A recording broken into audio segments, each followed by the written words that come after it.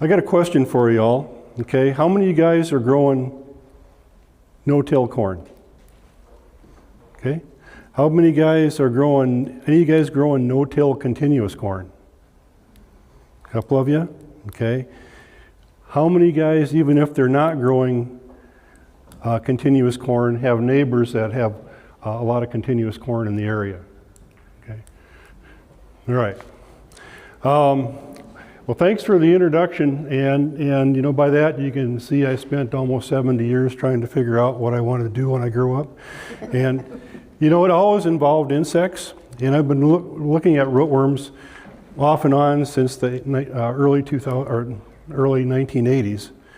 And it's just when you think you got something figured out, the rootworms adapt, and you always end up with more questions than when you started. So I don't consider myself an expert, okay? It's almost impossible with corn rootworms. They're so adaptable, but I am more than 100 miles from home, so we'll get started. All right. The reason I asked about continuous corn is there's two species in the upper Midwest we're dealing with. The one on the left is the western corn rootworm, okay? You see some of the females yellowish, both males and females are yellowish, but the females tend to have 3 stripes. They got dark heads. The males, instead of stripes, they tend to have just a blotch, so you can tell the two sexes apart.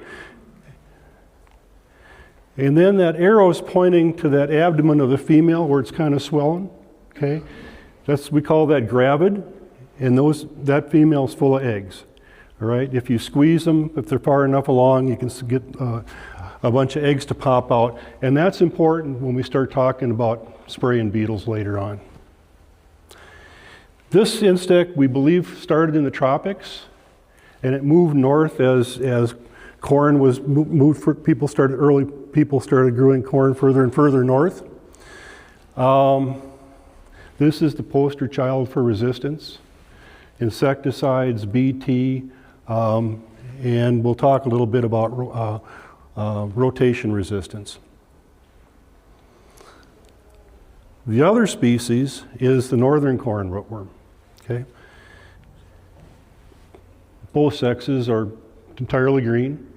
These tend to leave corn and move around later in the season, foraging for pollen, more than the westerns. The westerns tend to stay close to the cornfield they came out of.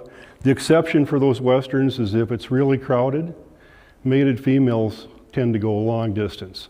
So if you created something bad in your field, those are the ones that spread it around. Okay. Northerns tend to be predominant in the northern corn as you go further north. And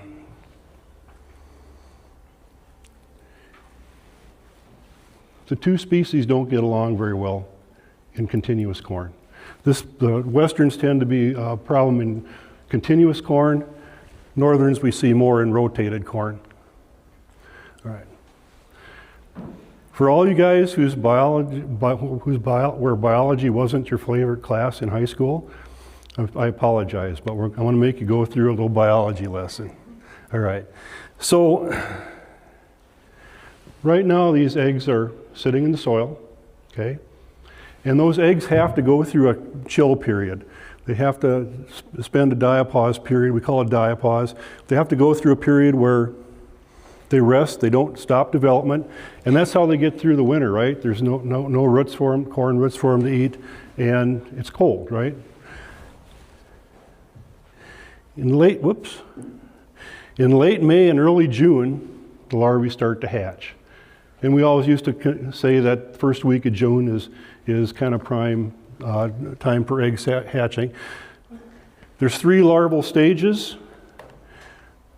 You can see 3 of them here actually. You can judge that by the size of their head capsule. The heads, first, second, and third, all right?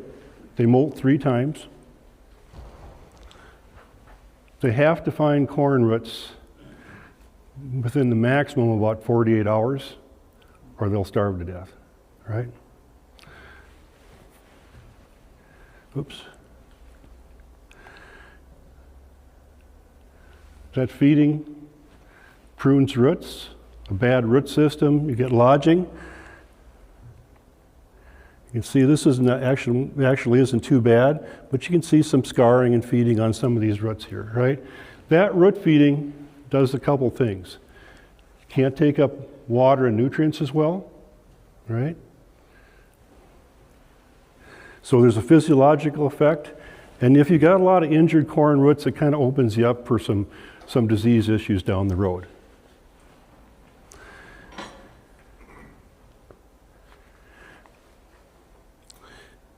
In July, these larvae start to pupate, okay?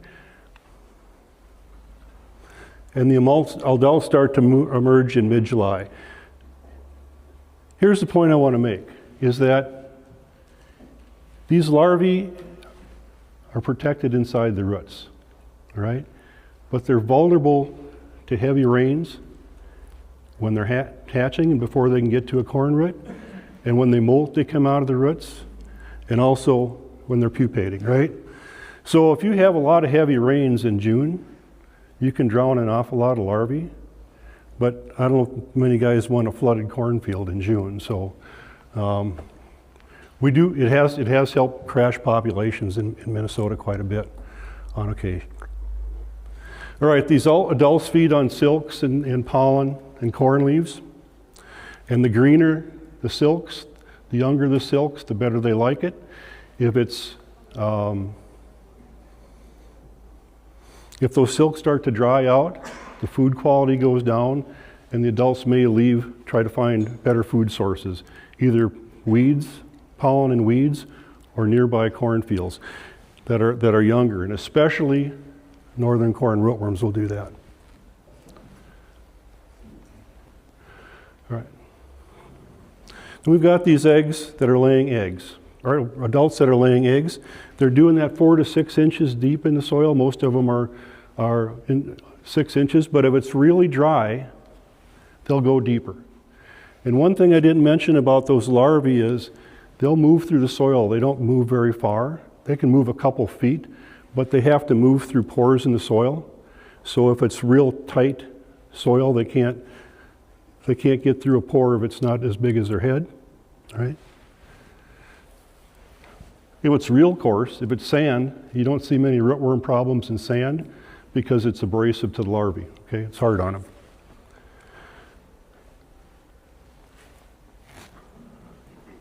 Is there such a thing as a hard enough winter to kill the larvae in the ground? You're psychic, because I'm going to talk about that in just a minute. All right. Yes, there is. All right. And these eggs here are what determines the population potential, right? The more eggs you have, the better chance you have for a bad infestation the following year. All right. I mentioned these things feed on corn roots and cause lodging, that sort of thing. How many of you guys have looked at like seed sheets or chemical sheets and they talk about a node injury score or how well something performs? This is how that works. When we rate roots for damage, we look at basically nodes 5, node 6 is the one that's at the ground level, and node 7, and in this case it's not, that one hasn't hit the soil yet, but we've got pretty good damage on the first two. We actually rated this trial early because all the plants were falling out of the ground and dying.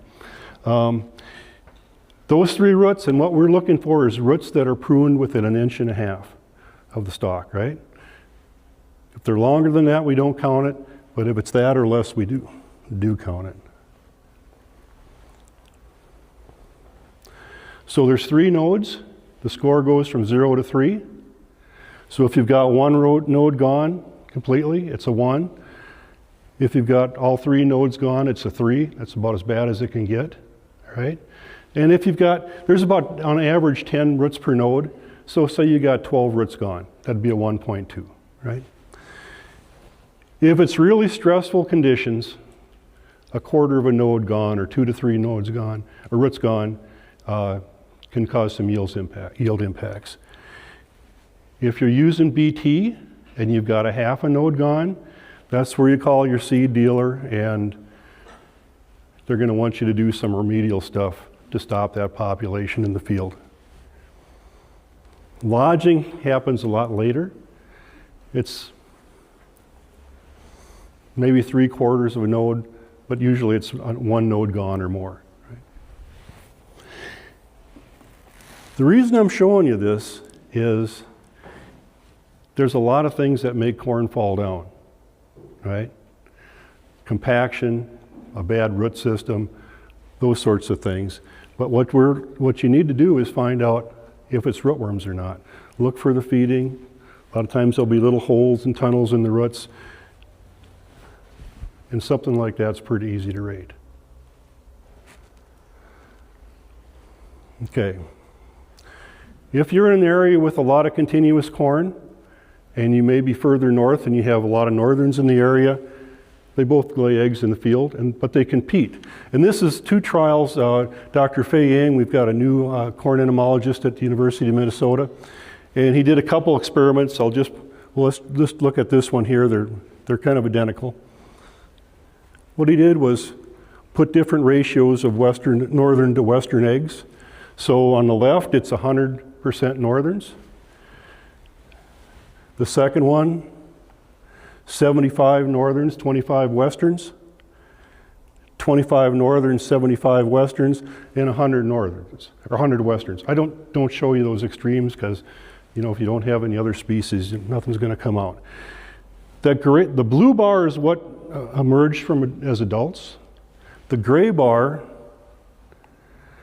is what we'd expect to emerge, right?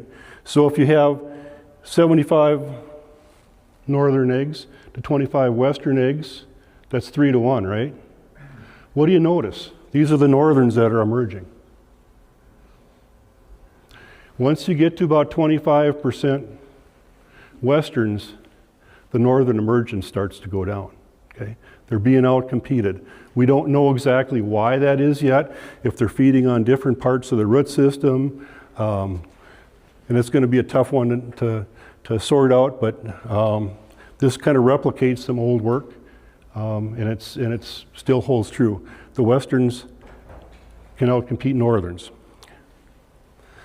All right, you asked about winter, right? Thanks for being patient. Insects get through winter a lot of different ways. First one's supercooling, and what that is, fluids in the body don't freeze right away. The freezing point's lowered. Some insects get rid of as much water as possible so they don't form ice crystals. Cryoprotectants, basically there's compounds. Most of them are alcohols, fats, and sugars that kind of stabilize that cell. There's a lot of people that get through winter using a lot of sugars, fats, and alcohols, but that's another talk. All right. And the final way is, even if they're damaged, the insect can repair it. So Dr. Yang's lab looked at how do those 2 species compare as far as how well they can get through the winter. And this is the proportion of the eggs that have emerged, so 0 to 100% of them. This is the supercooling point. This is in centigrade.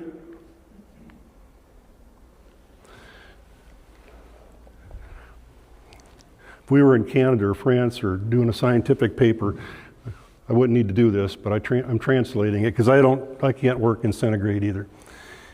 The majority of those eggs froze between 14 degrees Fahrenheit and minus 22 Fahrenheit. And if soil temps at 4 to 6 inches get to minus 22 Fahrenheit, that could probably end civilization, but all right. 100% of those individuals, oops, I got big thumbs. 100% of those individuals froze after 23 degrees. And the reason I got 23 degrees up there is in Minnesota, that's kind of the average winter soil temperature for the southern half of the state, okay? Pretty warm. So there's some lab populations, but 2 field populations that I've circled. They look all kind of similar, right? But they're not all identical. They're all individuals, right? Just like everything else, some are tougher than others. This is from west central Minnesota, about the latitude of Highway 12. And that red line is that 14 degrees I mentioned. The green line on top is 8-inch soil depth temperatures. The blue line is 4-inch soil temperatures. So we did knock rootworms back quite a bit in part of Minnesota, okay? We really did. But it was pretty cold. If you look at those air temps, they were over 30 below.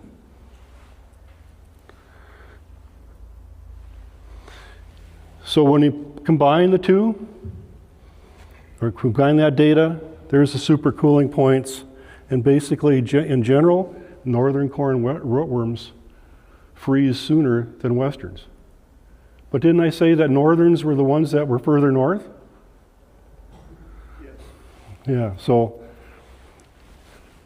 you know, I've told Faye he screwed up his experiment, but he did another one then.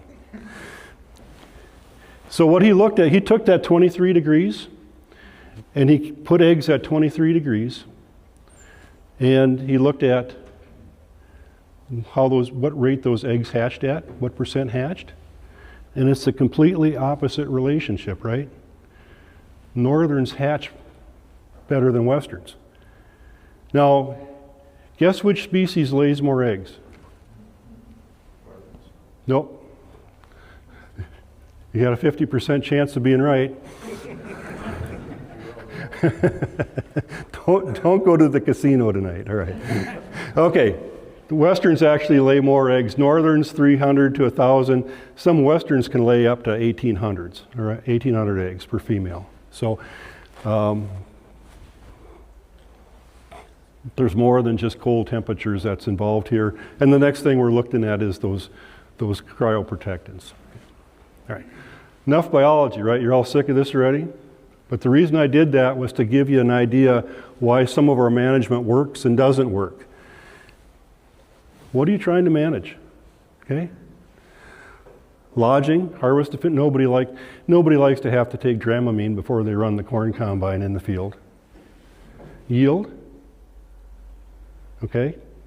Everybody wants good yields. They want to do it economically, right? It's kind of hard this coming year with the way the forecasts look. Rootworm populations and resistance to management strategies. And these are short term, and a lot of you guys focus on that. Academics tend to focus on this, right? But they're all important. Okay, we just heard a weed talk talking about this. All right. So what kind of tools do you have to work with? Crop rotation, hybrids, root system size, rootworm traits. Insecticides, you've got seed-applied insecticide, liquids, granulars, at plant, and adult control. Here's the one that's important. Knowing what the heck is going on on your farm and in your fields and in your area. That's the key to making this thing a little bit easier for you. You know, I was told to talk about what we're seeing in Minnesota. It's horrible. So hopefully you don't see it out here, okay? But maybe I'll give you some tips, kind of nip this stuff in the bud. The only difference between the left and right on that screen is the left side had 1 year soybeans in between. That's a pretty clear line, isn't it? These are western corn rootworms, continuous corn, rotated corn. The westerns aren't leaving that field very far, okay? And back when I was a youngster in college, the number one way to control corn rootworms, both species, was just rotate your crop and your problem solved, okay? It's just continuous corn that had problems. I don't know if we can do that anymore, unfortunately. If you see a WCR on these slides or an NCR, it's just Western Corn Rootworm and Northern Corn Rootworm. But if we look at the range of the Westerns, this is the ones that like continuous corn. They all compete the Northerns, at least where it's warm. In the late 80s and especially in the mid 90s, there was an area that popped up where they had Western Corn Rootworms damaging first-year corn. Okay. What happened was, this is a behavioral thing, and for some reason, those Western corn rootworm beetle populations lost their affinity to lay eggs in corn. They just dumped their eggs all over the place. And a lot of these fields had corn soybeans border. You know, if you laid your eggs in soybeans, what would you have the next year? Corn. So it was a way around it. Those populations have pretty much collapsed. We don't know that any exists in the Western Corn Belt. Okay, we think we're pretty safe. Oops. Northern Corn Rootworm.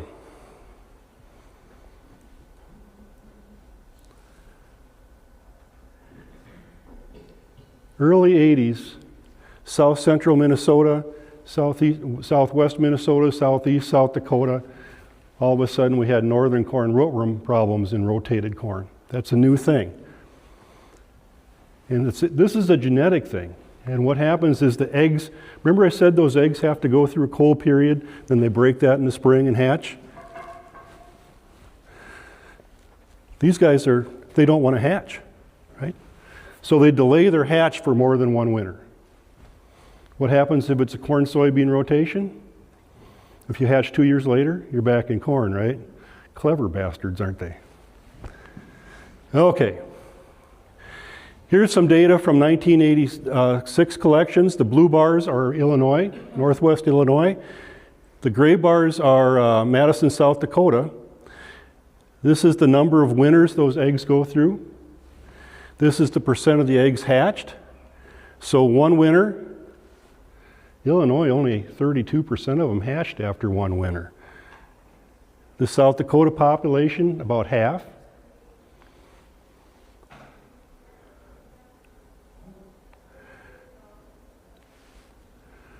Some hatched the second year. Pretty much done in Illinois by the third year. Very little hatch. But look at the South Dakota population. 3, 4, some 5, right? Now the good news is, you know, even if you go through 1 year, you're still knocking that population back, right?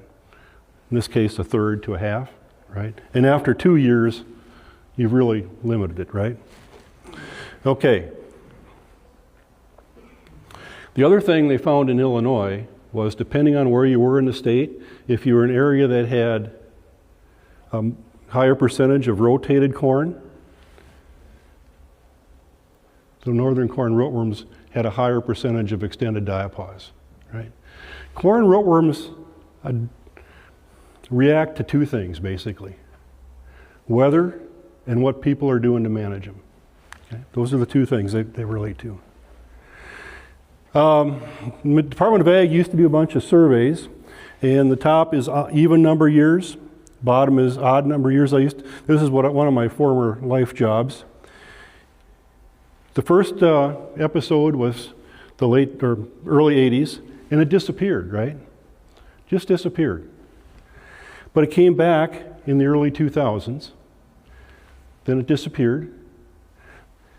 Now it came back in 2021. All right. I want to point out a couple things on these slides. Is the odd year seems to be bigger populations. The even year seems to be lower populations, and these populations where the problems are kind of shift around the state. Okay, they're not always in the same place. Since 2021, the Minnesota Corn Research and Promotion Council has been funding surveys, a kind of a survey program where we purchase traps for cooperators. They put those out in the field. They put them in whatever kind of field they want. You know, some are looking at rotated corn, some are looking at BT corn. And it's not a strict survey, but you can kind of see trends. And you can also get an idea of what people are concerned in any given year based on where majority of these traps are placed. So the top set of maps is rotated corn. The bottom is continuous corn. Let's focus on this rotated corn. Look what happened in 2003. We even found it in a new spot. They never had it up there before. Okay? But you can kind of see a little bit here. The reds and yellows are bad. Kind of not so much here. Blew up, not so much here. I think the odd year thing is still holding in the southern part of the state, but I don't know if those are some pretty high populations in rotated corn up there. So I don't know if it's true everywhere. Okay. Now, you can create your own simulated extended diapause problem. Just leave a lot of volunteer corn out there. Okay? That's all you got to do. That's all you got to do. This is from 2007. The populations are already crashing then. But what we did was we planted different rates of volunteer corn and soybeans, simulated volunteer corn, 0, 2100, 4300, 8700 plants per acre. Look what happens to the beetle capture. And we did this at another location, and that related to damage, where the population didn't crash as much. Okay? Keep the volunteer corn out of there. If you leave that corn in there till July, if there's rootworms on those roots, they're going to survive. Okay? If you leave it into August, you're going to pull beetles into the field. Right? That's a simple management tip. Control weeds. These beetles also will move between fields and within fields looking for pollen later in the season. Okay? So if you've got a field that's full of water hemp, soybean field full of water hemp or something like that, particularly westerns, you might pull those in. Northerns, not so much. All right, this is from this year, and we don't have that many rotated fields, but you can see without BT, there's plenty of reds and yellows. With BT, it looks pretty good, except there's one.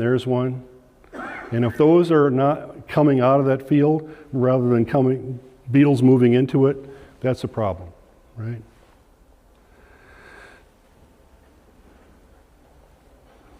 I must mention that variant. This is from southeast Minnesota, Mower County. These are corn roots following 7 years of alfalfa. They're western corn rootworms, and this is on BT corn. A lot of BT corn. They put BT on everything, whether they had rootworms or not. They just put it out there, right? So a lot of BT pressure. This is the soybeans. The little circles are western corn rootworm females, and they're all gravid. They're all full of eggs. So is this the variant? Or are these guys just desperate, and they're not going to lay here, they're going to go back? We followed up Dr. Yang followed up a bunch of these fields, and unfortunately, remember I said real cold temperatures and flooded soils kill rootworms? We killed all the rootworms in that part of the state, so we don't know what's going on. We don't know if it's really that variant, but it's something to keep an eye on. Now, you'll see northerns, all kinds of northerns out in your soybeans all the time, right? As far as we know, they're just out there foraging. They're real mobile. They're going back to corn to lay eggs, right? And in fact, I've seen them move back and forth morning and evening at the research station where I'm at. All right. BT's going to save us, right? Kind of like those herbicides we just heard about. You guys should all, if you're using BT, you guys should all download this off the internet. Just search on handy BT trait table. And what it has, Dr. Pat Porter and Chris Stefanzo put this together every year. And it's got herbicide tolerance, so you don't embarrass yourself in front of your neighbors by using the wrong herbicide on your traded corn. Okay? Insects controlled. You know, do they control corn borers? Do they control rootworms? Do they control cutworms? They control all of them. And if there's any documented insect resistance to those traits. Okay. All right. We just had a weed example of this, and I'm going to give you an insect example. In general, entomologists don't like mixing insecticides. We'd rather burn one out and then go to the next one. But that's not true for something like this where they can't get away from that pressure. So in 2003, the first rootworm trait was developed, that yield guard trait, Cry3BB1. Okay? Really wasn't in widespread use till probably 2005. 2006, it was Herculex. 2007, Agrasure Cry3A. Whoa.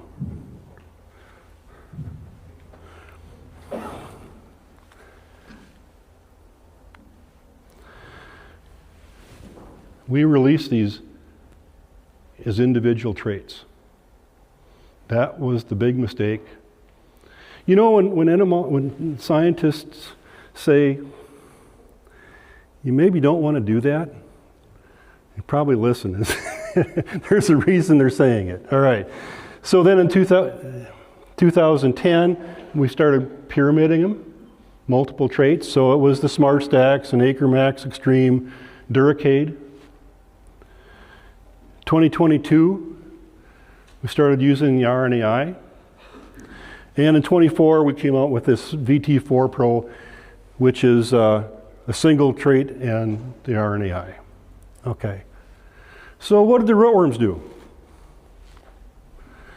2009, that was the first field I looked at in southwest Minnesota. Nebraska in 2011. These are published papers, not when they first found them. 2016, North Dakota. We've got resistance to that Cry3BB1. 6 years at the most, but really it's a lot less than that because it took a couple years for a lot of that stuff to be on the landscape. A lot of different forms of this Cry3 protein, right? And they're different, but they're similar. If you lose one of them, you're probably going to lose all of them. None of them are going to work. And then in 2013, we're busting the pyramids. Right? That's pretty quick, isn't it? The RNAi stuff in the lab, they can bust it in 4 generations if they select for it. Right? So be careful with these things.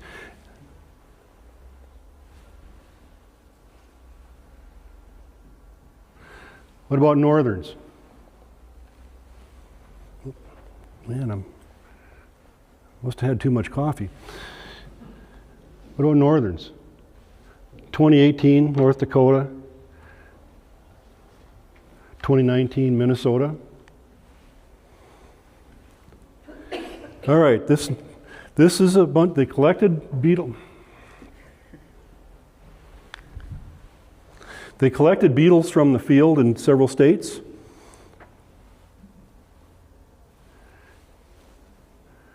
Minnesota and Iowa had beetles, northern corn rootworm beetles that were resistant to BT. This Minnesota problem comes from central Minnesota. It's pretty nasty. So here's the history on this. A lot of continuous corn, all continuous corn, traits from the day they came out. Started out with the yield guard, they went to the Smart Stacks, and in 2019 they had a failure with Smart Stacks, and it was northern beetles. Right? Took them into the lab, reared them out, tested the larvae on the different BTs, resistant to both of them. So of course I mentioned what you have to do if you have an unexpected injury of BT failure, they took the field out of corn for a year, planted it to soybeans, kept the volunteers out, came back with corn. Problem was still there. So you can have BT resistance and rotation resistance at the same time, and that is going to be just about impossible to manage if it gets widespread. I'm only the messenger, guys. All right. So let's put a couple of these things together. Let's look at, this is back to the project we do with the Minnesota Corn Research and Promotion Council. And what we've got is rotated corn, 2 years of corn, 3 or more years of corn. These are western corn rootworm beetles. Without BT, what do you notice? The longer rotation stuff doesn't have rootworms in it, or western corn rootworms in it. The point I want to make is this continuous corn, look at these bars. This is with BT. What's that telling you? There's an awful lot of resistance to the two most common traits.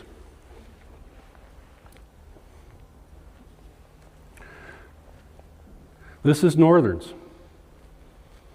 BT looks pretty good for the most part yet, right? Which is great. But it's the opposite relationship. They're in the first year corn. This is extended diapause. Okay? In the southern part of the state, the westerns have all competed northerns in continuous corn, and the northerns are coming in rotated corn. Okay? They found a niche. Well, since BT isn't the cure-all anymore, what about insecticides? And don't try to read all this stuff, but what we did is from 2021 to 2024 at the research station I was at, we looked at a bunch of insecticide trials, and we looked at yield, lodging, and the last bar is node injury score, the root injury, okay? And well, I can show you this one. Here's pretty good pressure. It's over 2, okay? Nothing's working very good. Here's low pressure. Everything works, right? So you guys that are not paying attention to your rootworm populations and you're just going to put an insecticide on for the heck of it, and you might think it's working, you might not have a problem, right? Okay. Here's what we came up with on this study.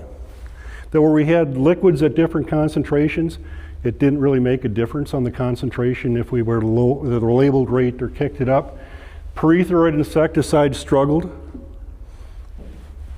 And the best stuff, liquids or dry, was if it had a mix of a perethroid and an organophosphate, okay? There's a reason those perethroids struggle, things like capture, for example, or force, is they're not very soluble.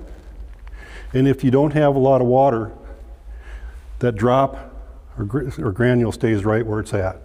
Plus, in this part of the world, we've sprayed the heck out of aphids, and we've killed a lot of beetles just cruising through soybeans on their way to find another cornfield, okay?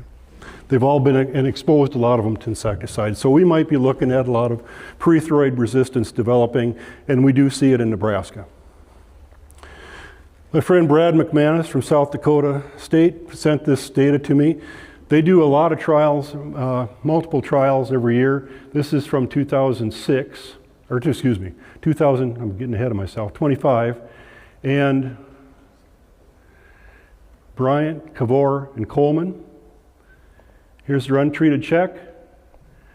We've got a granular here, this is Aztec, capture LFR.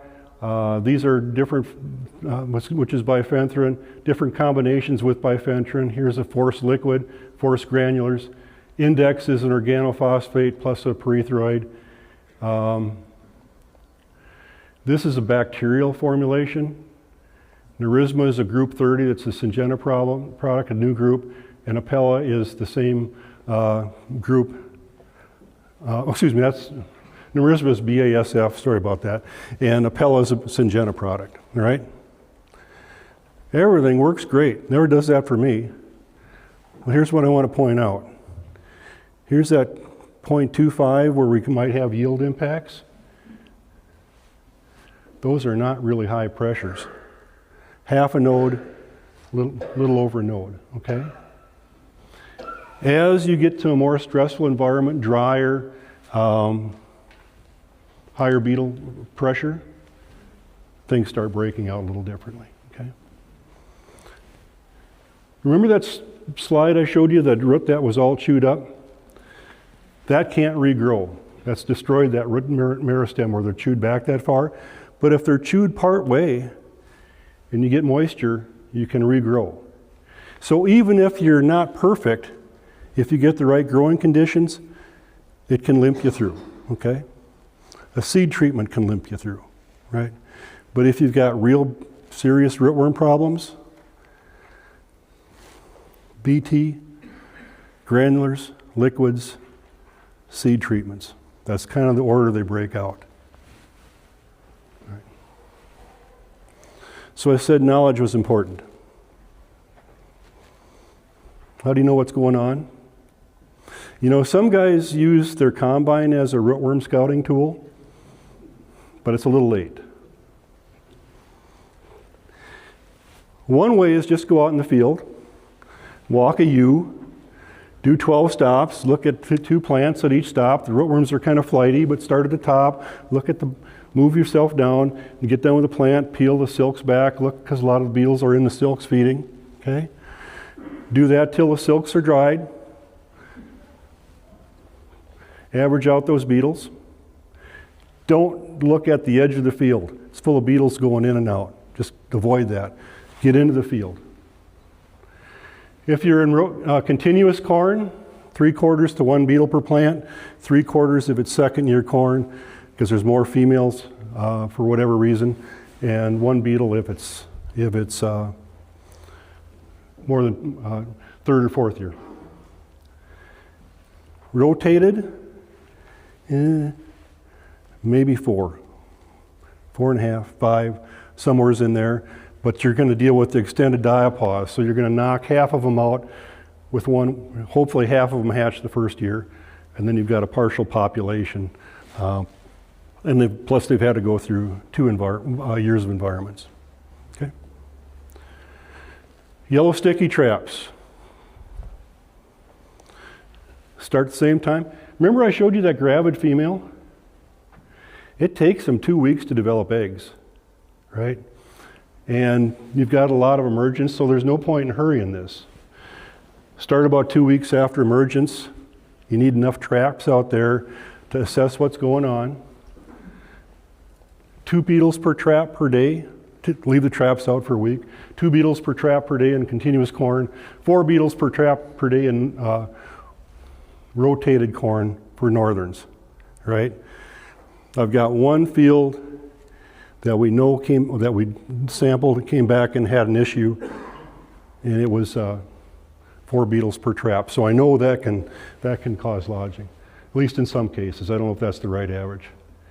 Don't quit on northerns because they're so mobile, they're moving around late in the year.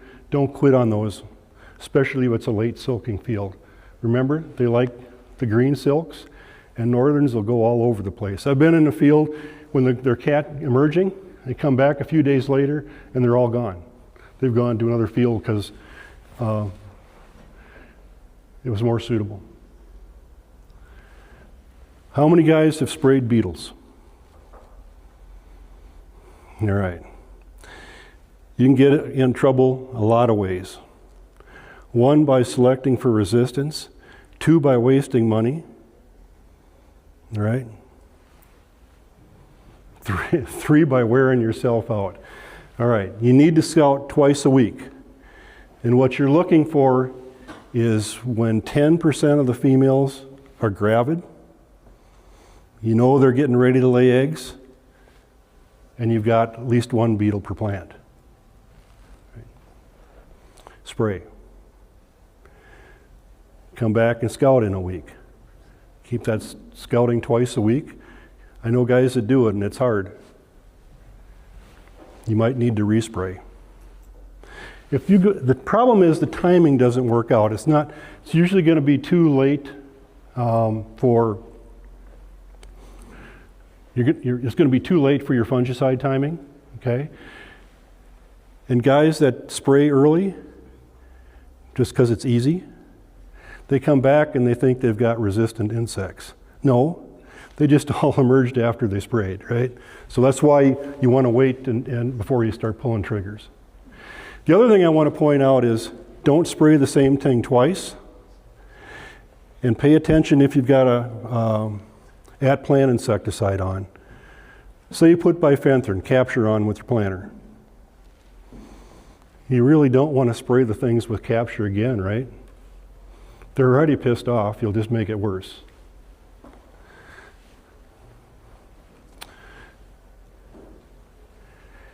Western corn rootworms, I think we're getting a handle on it in Minnesota. It's not easy. Extended diapause is tough. But look at both species in corn. Don't look at soybeans. Look at corn when you're doing your scouting. This extended diapause changes by field to field, area to area, geographic area to geographic area. But don't do things the same. You know, if you're using BT on your rotated corn, don't just do that. Maybe takes the lower pressure fields out, use insecticide. Some of these fields might not have a problem. You don't have to do anything. Do whatever you want. How many guys have run out of help in the middle to end of August? It's tough, right? It's a logistics thing. How many guys have the ability to put insecticide on with their planter? Okay. There's only a few liquids you can mix with herbicide, or excuse me, with fertilizer. And some of the better ones have to be either put on with a dosatron or a closed system. They're too hot. And in fact, the products with organophosphates tend to be pretty hot. You know, they're nothing to play with. How many fields can you scout? Right? Be efficient. Be really efficient. Look at the non-BT field. For northerns, look at the non-BT fields first. Okay? Look at the latest silking fields late, and the first silking fields early. That's where the beetles are going to be. All right? And if you start seeing problems there, then you got to look harder at more fields. Right? The other thing is you're putting traps out or scouting, doing the whole plant counts. If you walk into the field 50 feet and you can't breathe because there's beetles in your nose, you really don't have to do any more. You should be done, right? Okay. Westerns, still the most effective tool. And if you take a field out of corn production for a year, you'll kill all the westerns in it as long as you don't have volunteers. And the other thing is, depending on how many are in the area, beetles, you might be good for 2-3 years and have solved your problem for a while, okay? If you've got these real heavy populations, don't rely on the RNAi. It's good at the moderate populations, but these real heavy ones, you're going to break it. And even if it lowers the number of beetles, you still got a good chance of having lodge corn. And if you've got some populations you're thinking about maybe they're a little resistant, there you may want to overlay an insecticide with the BT. If your BT's working, the insecticide doesn't do anything for you.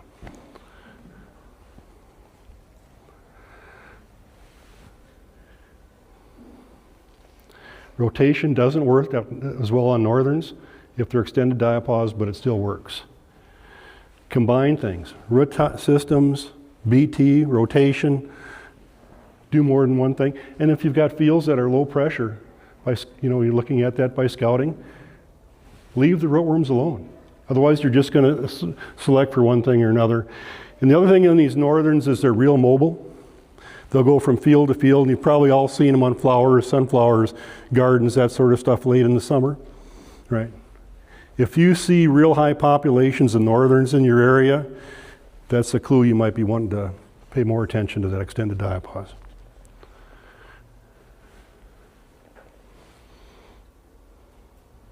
Remember I talked about knowledge? Beetle populations. what's in your field, what's in the area. Remember I asked about neighbors with continuous corn? You know, they can be reinforcing what's in your field. Look at the roots. If you've got a lot of beetles in that field, is it coming out of your field? And is it because something you're doing with your management isn't working? Your insecticide's not working, your BT's not working. If they're just coming into the field and you don't have any problems with the roots, that's not as big a deal as if they're homegrown. And then, will rotation work or not? Okay. Mark Twain was a smart guy, and like I said, the more I looked at rootworms, the more confused I get. But hopefully, we might have given you a little bit of insight here. So, thank you.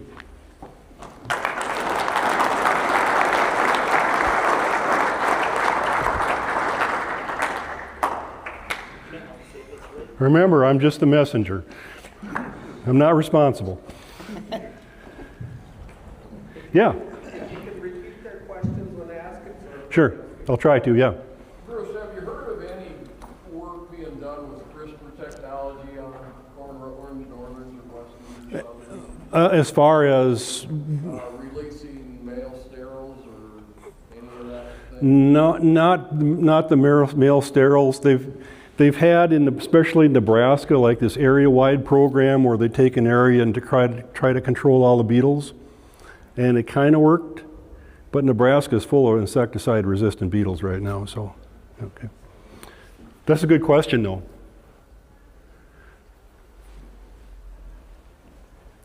His question was, is there any gene editing or sterile male release with rootworms? And so far, no.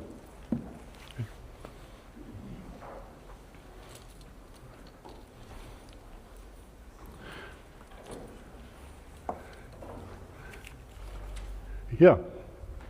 Would this new BT4 corn just have an RNAi in it? You think it breaks in 4 years? The VT4 Pro?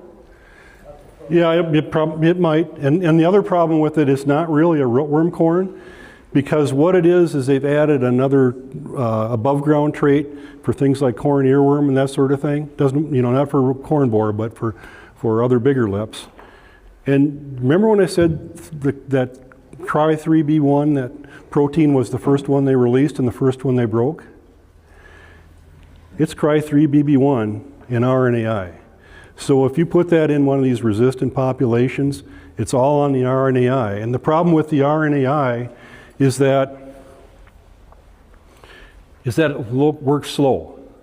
Insects are born with a protein, and the RNAi stops that protein from being made by the insect. But the larvae has to use up what it was born with first, right? And so if it's resistant to BT, you can get a lot of roots chewed before that RNAi kills it, okay?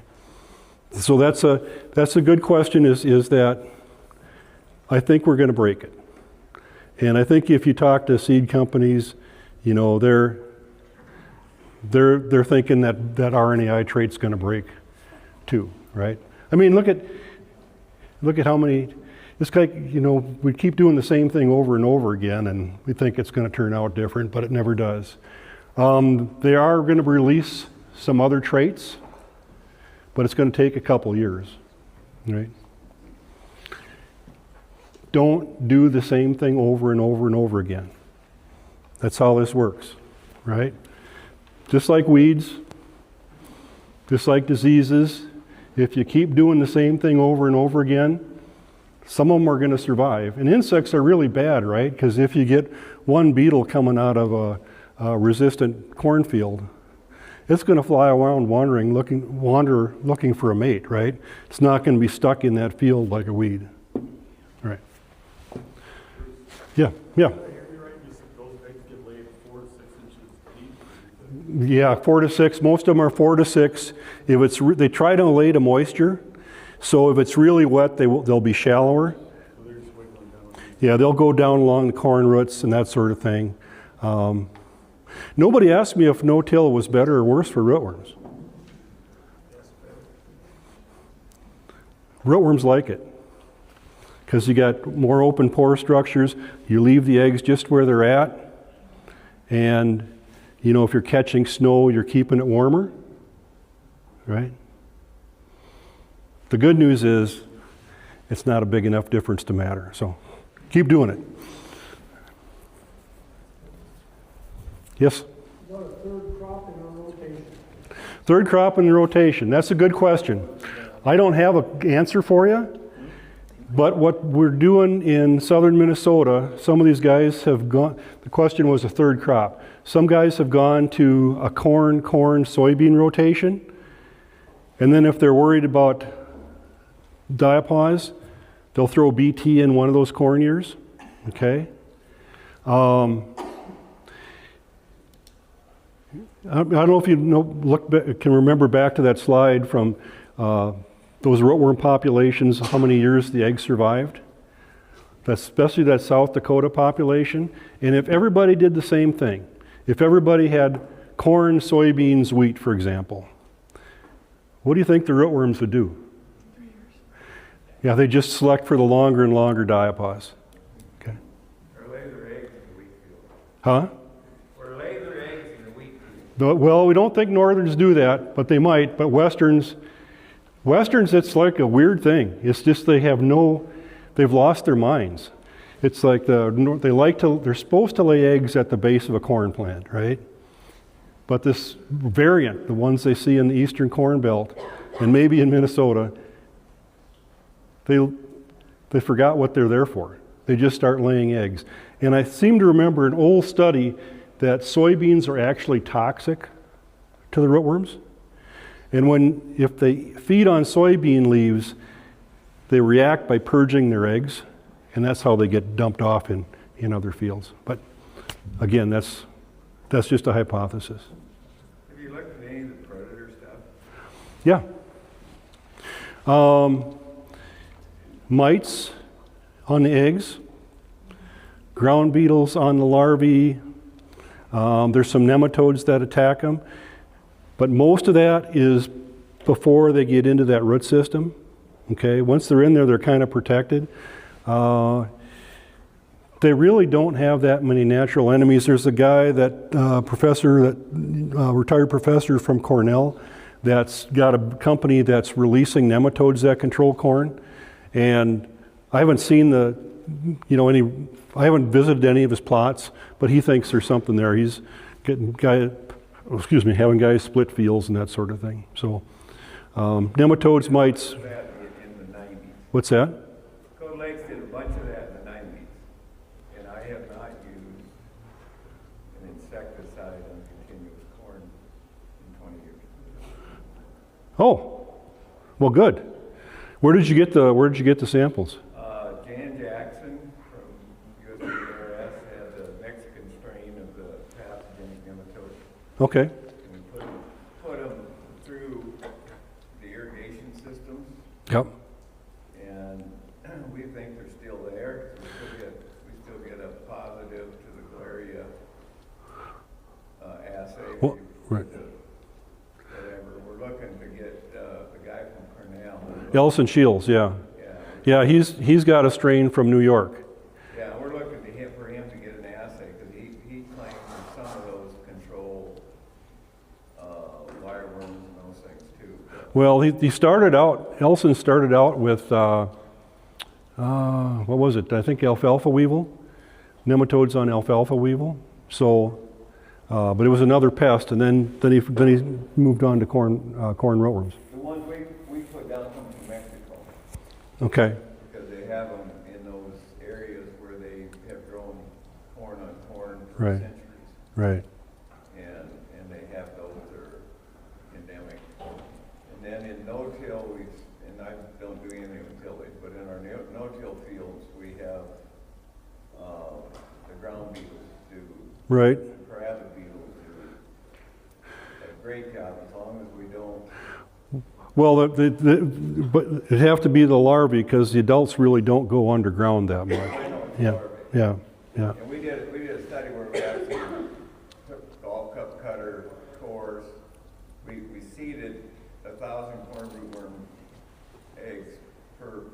Right. And then we took golf cup cutter cores and we put them in Berlazy funnels, and then we took the things that came out of the Berlazy into Brookings, and they did a DNA analysis Sure. of the stomach contents, Sure. see what was eating, and it was crabid beetles. But the problem is if you use a lot of insecticide on your corn seed, you tend to don't necessarily kill the crabid. Well, that's one way they get slug infestations in the east is the slugs eat the neonicotinoid insecticide. It doesn't hurt them, but the crabs eats the slugs and then they die. So yeah. John took your Yep. Yep. So we try not to put on insecticide on our seed, but it's hard to do. Well, that's pretty much how it comes, and you know the companies are putting it on the BT, and they're putting pretty high rates on now. And then they're putting the nematicides on now. So if you're looking at these beneficial nematodes, they're going to start whacking them out. Well, you know, they keep going, you know, and I have no idea how much of this stuff actually works, but pretty soon we're going to end up with corn seed about this big. You'll have to get a different kind of planter. Monsanto has problems like that. Okay? All right.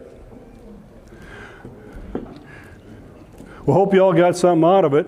And I'll be around for a little bit if you have questions. Some guys are bashful, especially the Norwegians. They tend to be bashful. So, all right. Thank you.